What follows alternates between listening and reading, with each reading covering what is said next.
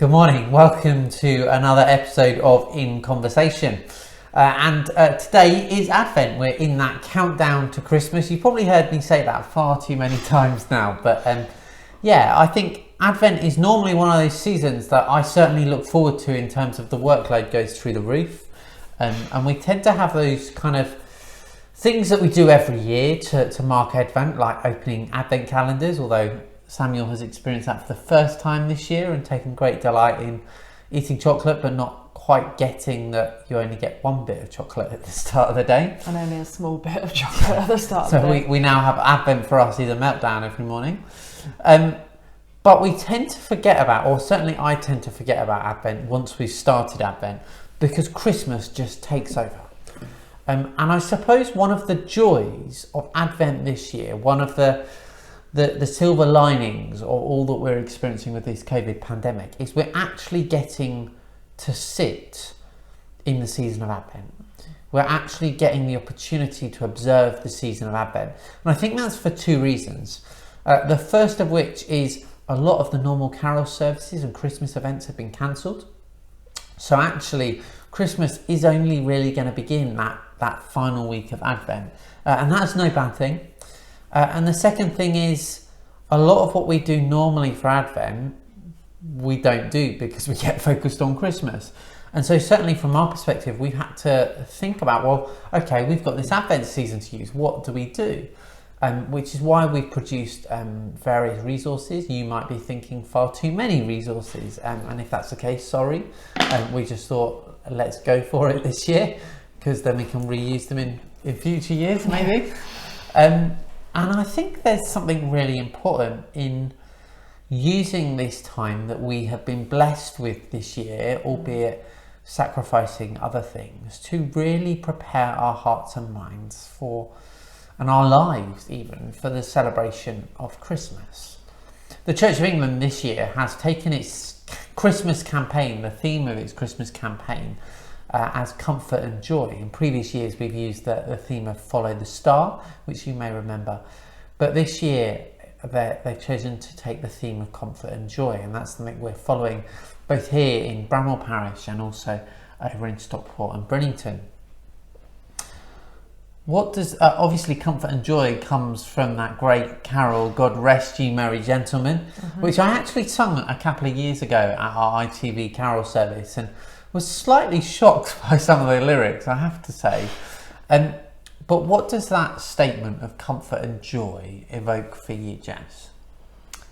Well, I think if I take it for this year specifically, that was a question we asked in our Advent Sunday service, actually, with the new bishop. Actually, what is it that brings us comfort and joy? And I think that's a really important question for us to particularly ask at this time when there seems to be not much of that around. And I think every year at the end of the year kind of look back on the year that's been and try and look for the highs, but also for the lows as well. And so I think I would want to kind of span the year as a whole and say the things that have brought me comfort and joy this year are the times that we've had together, watching Samuel grow and develop and experience things for the first time. And actually starting my new role, as strange as it was to start a new job in the midst of a pandemic, actually that's brought me a huge amount of joy, particularly, and even more so, I guess, in these last few weeks as we have begun that preparation for Christmas. So I think I would want to say, there are things within the year that have brought me comfort and joy, this year specifically.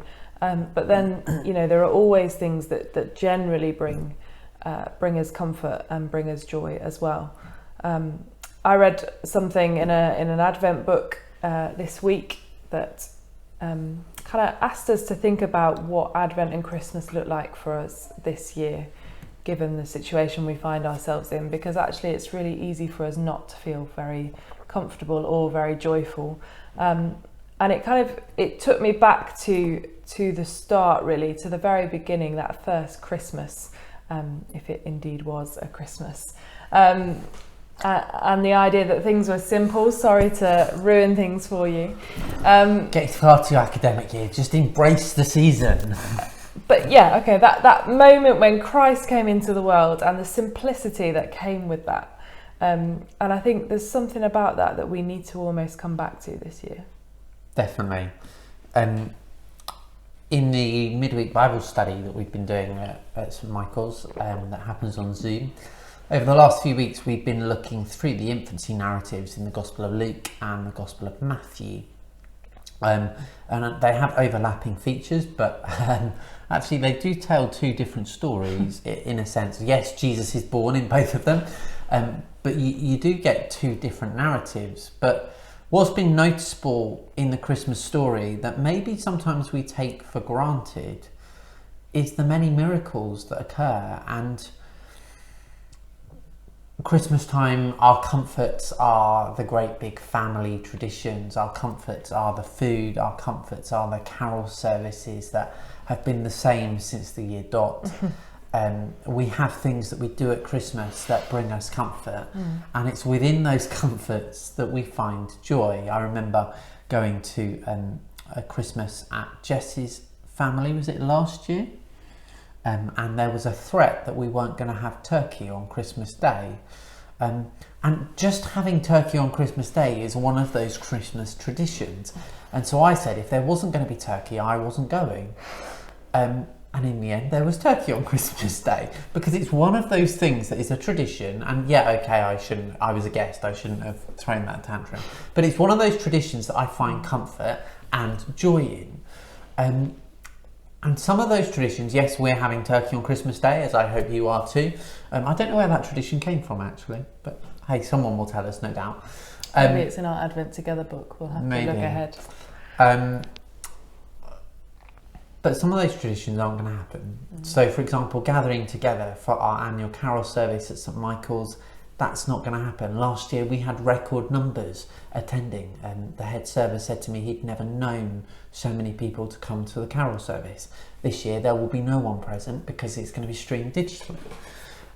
Christmas services are going to look very different, and how we meet with our families, whether we meet with our families at all or not, again, very different. And so some of those comforts and joys in the festive season are not going to be present. And so where do we find the comfort and the joy? And actually the comfort and joy, I think, can be found in the divine, in the what actually happened at Christmas. And something I've been struck by this year, again in Bible study, when we've been looking at Revelation, is when we think about Jesus, we think about him in human form. We see a man generally with a beard and long scruffy hair, in a flowing robe of some kind, sandals on his feet, that kind of very Western painted picture. But what we're told in scripture is that Jesus took on human form. So the story of Christmas, the story of the incarnation, is Jesus takes on human form. He becomes like us. And so the question I found myself asking time and time again is, well, what did Jesus look like before he took on human form? Because if that statement is true, that Jesus took on human form, then his divine image might have actually been something different. It might not have been, but it might have been. And that question has just opened my mind to the vastness and greatness of God, which has led me to a much deeper place of praise. And I think this Christmas we can find comfort and joy in some of the divinity of Christ becoming human. Yeah, definitely. I think I don't know about you and I don't know about anybody else watching this at home, I kind of take the mystery of it all for granted, I think, because I feel like I know the story like the back of my hand. Well, take something Anne Walker said to me. So if you're watching Anne, I'm attributing it to you this time. I mistakenly attributed it to someone else earlier today. There's a lot of light pollution around the world these days. You can't see the night sky properly unless you go to one of those nature reserve areas that have been classified as dark sky nature reserves, and one day I'm going to get to one of them and camp out and see the beautiful night sky. If not with Jess, then she'll give me permission to go with a friend. But there was no light pollution back when Jesus was born. Electricity didn't exist. They lived by candlelight and oil lamps, which certainly didn't produce the pollution that we have now. And so the night sky above the stable in Bethlehem was full of stars that you could see bright and clear. But amid all those stars, amid all the brightness of the true night sky, the shepherds saw the angels. Now, they would have been used to great light in the sky because they could see all the stars. But then that beautiful night sky, which won't have been pitch black because they had all the stars, was blistered by absolutely bright, shining angels. And that's just, again, thank you, Anne, to that. It opened my mind. I won't ever preach about the shepherds being in the dark fields, because actually the fields were quite well lit up with the night sky above them. And they must have been terrified at the sheer brightness of those angels amidst the bright sky.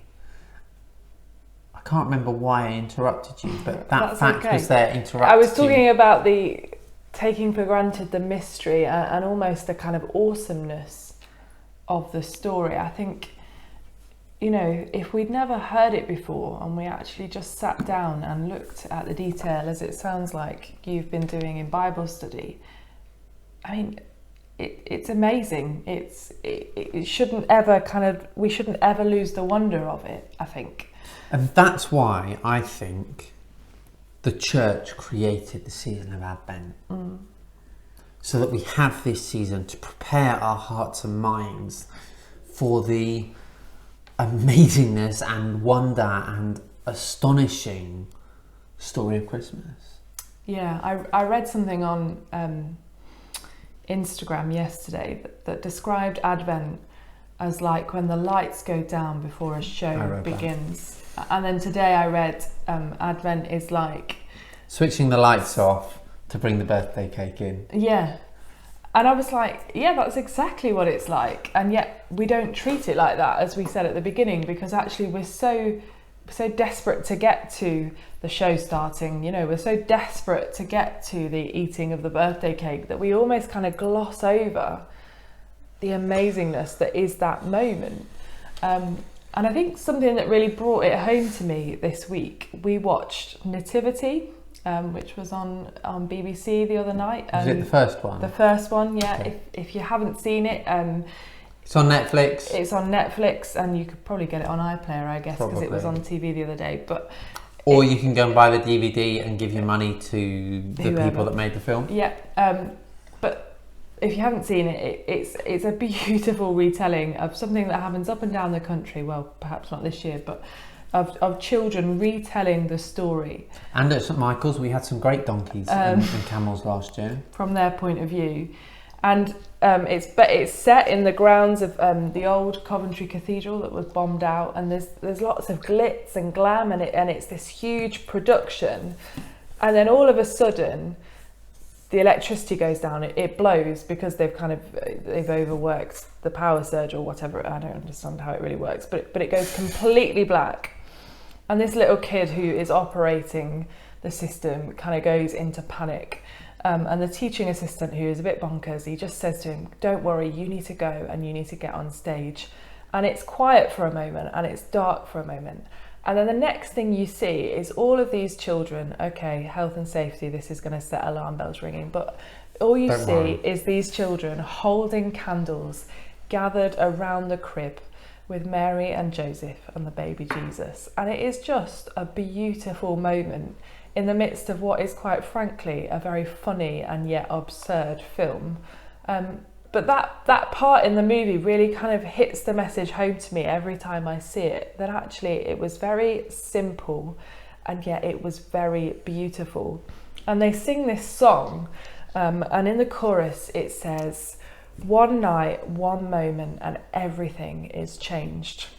And I think that's how we really should be approaching this story as we prepare to celebrate Christmas afresh, regardless of whether we're able to buy the presents we want to this year, regardless of whether we're going to have turkey or not, regardless of whether we're going to see our family or not. Actually, just coming back to that one moment in which everything changed. That's got to be the thing that brings us comfort and joy this year, hasn't it? Definitely. I'm as you said that, I'm reminded of a service we attended earlier this year, and one of the big occasions for every diocese and indeed the national church every year happens in June generally, and that's the ordination of new deacons, ordination of new deacons. So it's a new clergy, and these are usually absolutely massive affairs at cathedral churches with hundreds of people. The bishop is the last person in and ordains people to this new way of life, and it's a real celebration. But obviously in June that couldn't happen, and so ordinations throughout the country happened in September at Michaelmas. We attended a service of a good friend who we're going to celebrate the wedding of on Saturday, and she was ordained in Sutherland Nottingham Diocese in Southall Minster, and they had done 2 services I think that day already, and so she was being ordained in the 3rd service of the day.